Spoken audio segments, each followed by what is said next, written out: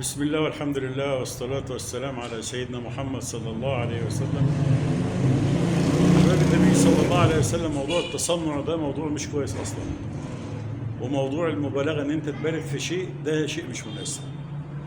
قال لك حتى يعني المبالغة في الاحتياط، يعني والمبالغة في الكلام عن الفضيلة، بيقولوا كل ده تغطية يعني لجرم عظيم، ان دوت يعني وراه بلاوي، اللي هو يتصنع قدام الناس ان هو مثلا شريف، ان هو راجل عنده تقوى، ان هو راجل عنده ايمان.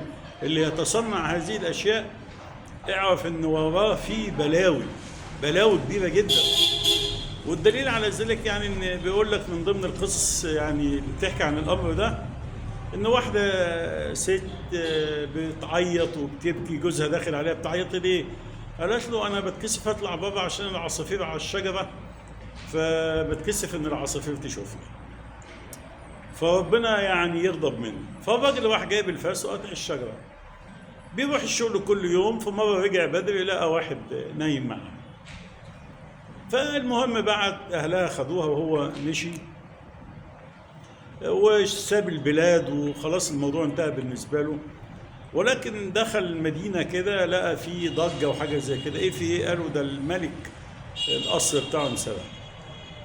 فالمهم قال طب ودوني للملك. راح للملك، فهم يعني هو رايح للملك وقاعدين بقى والناس مجتمعه وكده، جاي واحد ماشي على ضوافر رجله.